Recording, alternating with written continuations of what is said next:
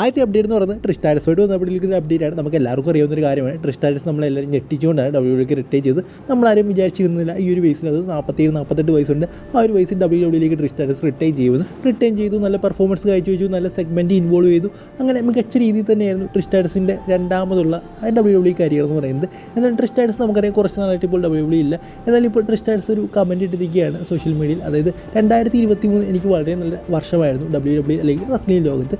ഇനി ഞാൻ 2024 ഡബ്ല്യുഡബ്ല്യുയിലേക്ക് റിട്ടേൺ ചെയ്യുമെന്നാണ് ട്രിസ്റ്റാരിസ് ഇപ്പോൾ പറയുന്നത്. സോ അതെന്തായാലും ഒരു നല്ല ന്യൂസ് തന്നെയാണ് വുമൻസ് റോസ്റ്ററിനെ സംഭവിച്ചിടത്തോളം. കാരണം വുമൻസ് റോസ്റ്റർ ഇപ്പോൾ അത്ര മികച്ച രീതിയിലല്ല പോയിക്കൊണ്ടിരിക്കുന്നത്. One of the best super സ്റ്റാറാണ് അതായത് ഡബ്ല്യുഡബ്ല്യു ചരിത്രത്തിലെ ബെസ്റ്റ് സൂപ്പർ സ്റ്റാർസാണ് ഇപ്പോൾ വുമൻസ് റോസ്റ്ററിലുള്ളത്.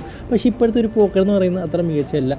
ഒന്നാമത് റിയ റിപ്ലി വുമൻസ് ചാമ്പ്യനാണ്. എന്നിട്ട് അവർ കൂലായിട്ട് ഇടപെടുന്നത് മെൻസ് ഡിവിഷനിലാണ്. അതൊക്കെയാണ് ഏറ്റവും വലിയ പ്രശ്നം എന്ന് പറയുന്നത്. പിന്നെ ട്രിസ്റ്റാരിസൂടെ വന്നു കഴിഞ്ഞാൽ അതെന്തുകൂടെ നല്ലതായിരിക്കും, ലെജൻഡറി സൂപ്പർ സ്റ്റാർസാണ്, നല്ലൊരു ഗൈഡൻസ് കിട്ടും വുമൻസ് ഡിവിഷൻ്റെ മുകളിൽ.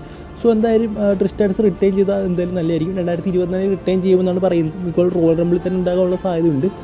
അടുത്ത അപ്ഡേറ്റ് എന്ന് പറയുന്നത് റോമൻ റൈഡ്സുമായിട്ട് ബന്ധപ്പെട്ടുള്ള ഒരു അപ്ഡേറ്റ് ആണ്. അതായത് റോമൻ റൈഡ്സിൻ്റെ അന്ധ ഫാൻസുമായിട്ട് ബന്ധപ്പെട്ടുള്ള ഒരു അപ്ഡേറ്റ് ആണ്. അതായത് ഡബ്ല്യുഡബ്ല്യു ഒരു പോൾ ചെയ്തിരുന്നു ഈ വർഷത്തെ ഏറ്റവും മികച്ച മാച്ച് ഏതാണ് ഡബ്ല്യുഡബ്ല്യു ചരിത്രത്തിൽ. അതിനൊരു ടൂർണമെൻറ്റൊക്കെ ഡബ്ല്യുഡബ്ല്യു നടത്തിയിരുന്നു. അതിന് കമ്മ്യൂണിറ്റി ടാബ് വഴിയൊക്കെ വോട്ട് ചെയ്ത്, അതായത് ഡബ്ല്യുഡബ്ല്യുയുടെ കമ്മ്യൂണിറ്റി ടാബ് വഴി ബെസ്റ്റ് മാച്ച് ചെയ്ത എന്ന കാര്യത്തിൽ ടൂർണമെൻറ്റ് വൈസ് തിരിച്ച് വോട്ടിംഗ് ഒക്കെ ഉണ്ടായിരുന്നു. എന്തായാലും അതിൻ്റെ ഫൈനൽ സ്റ്റേജ് ഇപ്പോൾ എത്തിയിരിക്കുകയാണ്. അതിൻ്റെ ഫൈനൽ സ്റ്റേജ് എത്തിയ മാച്ച് എന്ന് പറയുന്നത് Cody Rhodes versus Brock Lesnar മാച്ചും അതുപോലെ തന്നെ Cody Rhodes versus Roman Reigns മാച്ചുമാണ്. എൻ്റെ അഭിപ്രായം എന്ന് പറയുന്നത് ഇതിനെക്കാട്ടിയൊക്കെ നല്ല മാച്ചുകളായിരുന്നു വേറെ ഉണ്ടായിരുന്നത്. എന്തായാലും അതിനെയൊക്കെ പിന്തള്ളിക്കൊണ്ടാണ് ഈ രണ്ട് മാച്ചുകൾ വരുന്നത്. Cody Rhodes versus Roman Reigns match, അതായത് റെസൽമേനിയ മാച്ച്, അത്ര നല്ല മാച്ചായിട്ടൊന്നും എനിക്ക് തോന്നിയില്ല. അതുപോലെ തന്നെ Cody Rhodes versus Brock Lesnar match, ഇതും അത്ര നല്ല മാച്ചായിട്ടൊന്നും തോന്നിയില്ല. രണ്ടും ഒരു ആവറേജ് മാച്ച് മാത്രമാണ്. ഇതിനെക്കാട്ടിയൊക്കെ എത്രയോ നല്ല മാച്ചുകളുണ്ടായിരുന്നു. സോ ഇതൊരു വല്ലാത്ത ചതിയായിപ്പോയി. അതും ഈ ഒരു ഫൈനൽ റൗണ്ടിൽ മുന്നിരിക്കുന്നത് Roman Reigns versus Cody Rhodes മാച്ചാണ്. ഇത് തന്നെ 81% വോട്ടിന്, മറ്റേ Cody Rhodes versus Brock Lesnar 19% vote മാത്രമേ ഉള്ളൂ. സോ ബ്രോക്ക് ലെസ്നർ ഫാൻസിന് എന്ത് പറ്റിയെന്ന് എനിക്കറിയില്ല. കാരണം നമുക്കറിയാം റോമൻ റൈഡ്സിൻ്റെ ഫാൻസാണ് ഈ ഒരു വോട്ടിന് വെറുതെ വോട്ട് ചെയ്യുകയാണ്. അതൊരു നല്ല മാച്ച് പോലും അല്ല, എന്നിട്ട് അതിന് വെറുതെ വോട്ട്. നമ്മൾ നല്ല കാര്യം എന്താണോ അതിനാണ് വോട്ട് കൊടുക്കേണ്ടത്, അല്ലാതെ വളരെ മോശമായിട്ടുള്ള, അതായത് കമ്പാരിറ്റീവ്ലി ഇപ്പോൾ എത്രയോ നല്ല മാച്ചുകൾ ഞാൻ എടുത്തു പറയുന്നില്ല. ഞാൻ പല മാച്ചും എൻ്റെ കയ്യിൽ തന്നെ ഇപ്പോൾ ഉണ്ട്. ചാറ്റ് ഗേബിൾ വേഴ്സസ് ഗന്ധർ മാച്ച് ഉണ്ടായിരുന്നു. അതൊക്കെ എന്തോ നല്ല മാച്ചായിരുന്നു, കാണാൻ തന്നെ വേറെ ലെവൽ മാച്ചായിരുന്നു. അതൊക്കെ പിന്നെയും ജയിച്ചിരുന്നെങ്കിൽ കുഴപ്പമില്ല. ഇതെന്താണെന്ന് എനിക്കൊരു പിടിയും കിട്ടുന്നില്ല. സോ ഇപ്പോൾ മുന്നിൽ നിൽക്കുന്നത് Roman Reigns versus Cody Rhodes മാച്ചാണ്. ഉറപ്പായിട്ടും ആ ഒരു മാച്ച് തന്നെയായിരിക്കും വിജയിക്കുന്നത് ഈ ഒരു ടൂർണമെൻറ്റ്. 81% വോട്ട് ഓൾറെഡി ഉണ്ട്. ഇത് ഇപ്പോൾ യൂട്യൂബാണ്. കൂടുതൽ ഇന്ത്യയിൽ നിന്നുള്ള ഫാൻസാണ്. ഇന്ത്യൻ ഫാൻസ് അല്ല, അത് കൂടുതൽ നോർത്ത് ഇന്ത്യൻസ്, അവരൊക്കെ കൂടുതലായിട്ടും റോമൻ റൈഡ്സിൻ്റെ അന്തർ ഫാൻസാണ്. സോ അവർ ഉറപ്പായിട്ട് റോമൻ റൈഡ്സിന് വോട്ട് ചെയ്യും.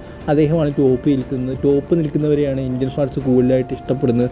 അല്ലാതെ അവർക്ക് കൂടുതലായിട്ട് മറ്റു കാര്യങ്ങളൊന്നും അവർ നോക്കാറില്ല. ടോപ്പാരാണ് അവരെയാണ് അവർക്ക് എല്ലാവർക്കും ഇഷ്ടം. സോ ഈ ഒരു വോട്ടിങ്ങിനോട് എനിക്കത്ര താല്പര്യം തോന്നിയില്ല. ഇതിനെക്കാട്ടി നല്ല മാച്ചുണ്ട്. സോ ഇതൊരു അൺജസ്റ്റിസ് വോട്ടിംഗ് തന്നെ വേണമെങ്കിൽ. എന്തായാലും ഇതിനെക്കുറിച്ചുള്ള നിങ്ങളുടെ അഭിപ്രായം എന്താണെന്ന് കമൻറ്റ് ബോക്സിൽ തീർച്ചയായിട്ടും ഒന്ന് രേഖപ്പെടുത്തണം. പിന്നെ റോമൻ റൈഡ്സ് ഫാൻസിന് ഉറപ്പായിട്ടും ഇത് ഇഷ്ടപ്പെടത്തില്ലെന്ന് എനിക്കറിയാം.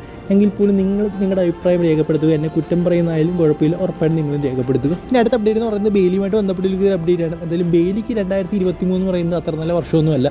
72 മാച്ച് ചെയ്തു, അതിൽ വെറും 7 മാത്രമാണ് വിജയിച്ചിരിക്കുന്നത്. അതായത് 10% മാത്രമേ ഉള്ളൂ വിജയ ശതമാനം എന്ന് പറയുന്നത്. എന്തായാലും ഈ ഒരു കാര്യമൊന്നുമല്ല നമ്മൾ പറയാമെന്ന കാര്യം എന്ന് പറയുന്നത് ബെയിലി ഇപ്പോൾ ഒരു മൾട്ടി ഇയർ കോൺട്രാക്ട് ഡബ്ല്യുഡബ്ല്യുമായിട്ട് സൈൻ ചെയ്തിരിക്കുകയാണ്. എന്തായാലും എത്ര വർഷമാണെന്ന് കറക്റ്റ് ഡീറ്റെയിൽസ് ഒന്നും കിട്ടിയില്ല. എങ്കിൽ പോലും നമുക്ക് ഏതാണ്ടൊക്കെ ഉറപ്പിക്കാം. അതായത് ട്രിപ്പിൾ എച്ച് പറഞ്ഞൊരു കാര്യമാണ്. അതായത് നമ്മളൊരു ലോങ് ടൈം കോൺട്രാക്റ്റാണ് എല്ലാ സൂപ്പർ സ്റ്റാർസിനും കൊടുക്കുന്നത്. അതായത് ഇപ്പോഴുള്ള സൂപ്പർ സ്റ്റാർസ് എല്ലാം ഇന്നിട്ട് കൊടുക്കാൻ പോകുന്നത് ലോങ് ടൈം കോൺട്രാക്റ്റാണ്.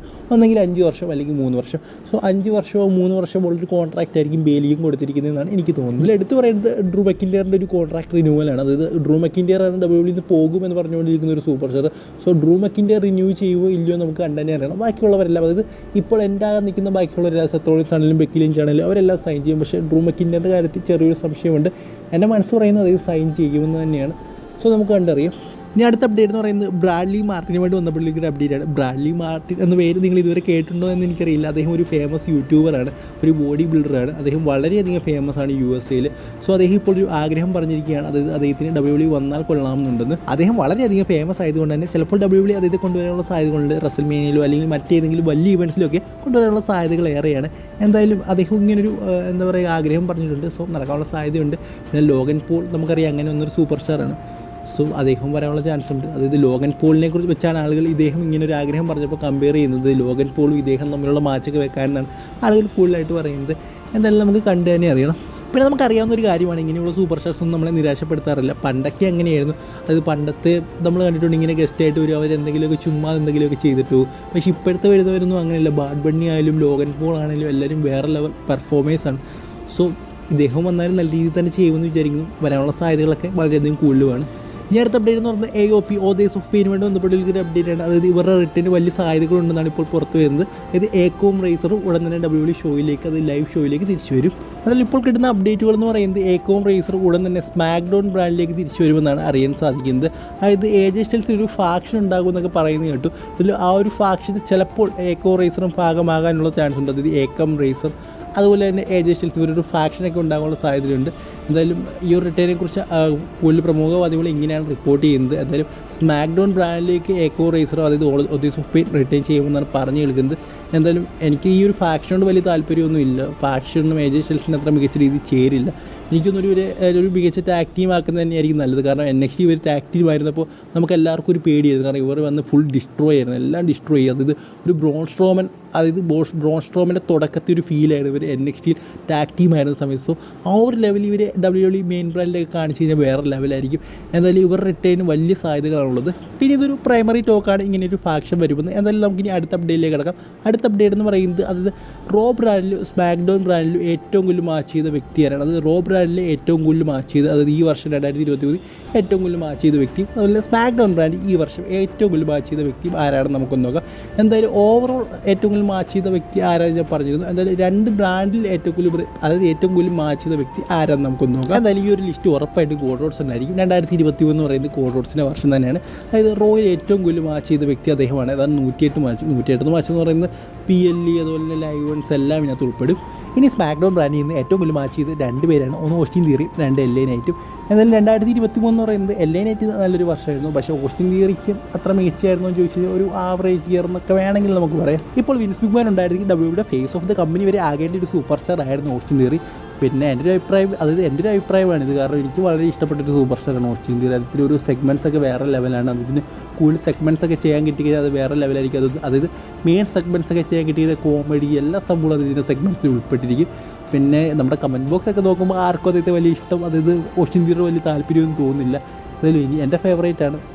സോ നിങ്ങളുടെ ഇഷ്ടം എനിക്ക് കണ്ടിട്ട് ഓസ്റ്റിൻ തിയറി ഒന്നും തോന്നുന്നില്ല. നിങ്ങൾക്ക് റോമൻ റെയ്ൻസ് അല്ലെങ്കിൽ കോൾഡ് റോഡ്സ്, ഡ്രൂ മക്കിൻറ്റയർ ടോപ്പ് നിൽക്കുന്ന ആളുകളെയാണ് നിങ്ങൾക്ക് കൂടുതലായിട്ട് ഇഷ്ടം. ബട്ട് കുറച്ച് കോമഡി അവരുടെ കയ്യിൽ കണ്ടൻറ് ഉണ്ടെന്ന് നിങ്ങൾക്ക് തോന്നുന്ന ഒരു സൂപ്പർ സ്റ്റാറാണ് ഓസ്റ്റിൻ തിയറി, R-Truth, അതുപോലെ അകിറ ടൊസാവ, അങ്ങനെ പറയുന്ന പല സൂപ്പർ സ്റ്റാർസ് ഉണ്ട്. ഇവരുടെ കുറച്ച് കണ്ടൻറ് ഉണ്ട്, പക്ഷേ അത് WWE നല്ല രീതിയിൽ ഉപയോഗിക്കുന്നില്ല. എന്തായാലും ഉപയോഗിച്ചാൽ വളരെ നല്ലതായിരിക്കും. ഇനി അടുത്ത അപ്ഡേറ്റ് എന്ന് പറയുന്നത് നിങ്ങൾക്ക് എല്ലാവർക്കും അറിയുന്ന കാര്യമായിരിക്കും. കുറച്ചാൾ മുമ്പ് WWE ഒരു വലിയ റിലീസ് നടത്തിയിരുന്നു. ആ ഒരു റിലീസ് അത് ഡോഫ് സിഗ്ലർ അതുപോലെ മുസ്തഫ അലി തുടങ്ങിയ വമ്പൻ സൂപ്പർ സ്റ്റാർസൊക്കെ ഉണ്ടായിരുന്നു. എന്തായാലും ഈ റിലീസ് ചെയ്തവരെല്ലാം ഫ്രീ ഏജൻ്റ് ആയിരിക്കുകയാണ്. നമുക്കറിയാം WWE നിന്ന് റിലീസ് ചെയ്ത് കഴിഞ്ഞാൽ കുറച്ച് നാൾക്ക് ശേഷം, അതായത് 2-3 മാസത്തിന് ശേഷമേ അവർ ഫ്രീ ഏജൻ്റ് ആകുകയുള്ളൂ. അതുവരെ അവർക്ക് വേറൊരു കമ്പനിയിലോ അല്ലെങ്കിൽ വേറെ ഏതെങ്കിലും പ്രൊമോഷനിലോ അവിടെ ഒന്നും വർക്ക് ചെയ്യാൻ സാധിക്കില്ല.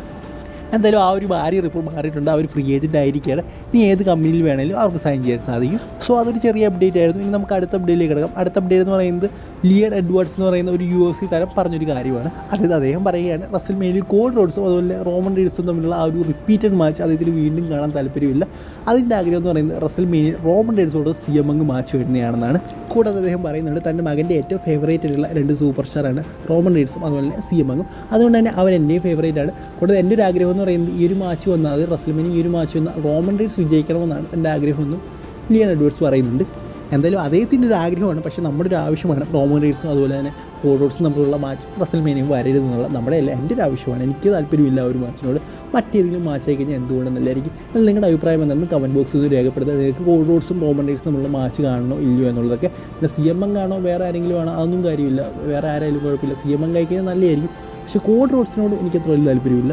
എന്തായാലും ഈ ഒരു വീഡിയോ ഇത്ര നിങ്ങൾക്ക് ഇഷ്ടപ്പെടുന്ന വീഡിയോ ഇഷ്ടപ്പെട്ടാൽ തീർച്ചയായിട്ടും ലൈക്ക് സബ്സ്ക്രൈബ് ഒക്കെ ഒന്ന് ചെയ്യുക. പിന്നെ നമ്മുടെ സോഷ്യൽ മീഡിയ ഹാൻഡ്സിൻ്റെ കാര്യം പറയേണ്ടല്ല, എല്ലാവരും ഇങ്ങനെ ഫോളോ ചെയ്യും എന്ന് തന്നെയാണ് ഞാൻ വിചാരിക്കുന്നത്. അതിൽ അടുത്ത വീഡിയോ കാണുന്നവരെ ഗുഡ് ബൈ.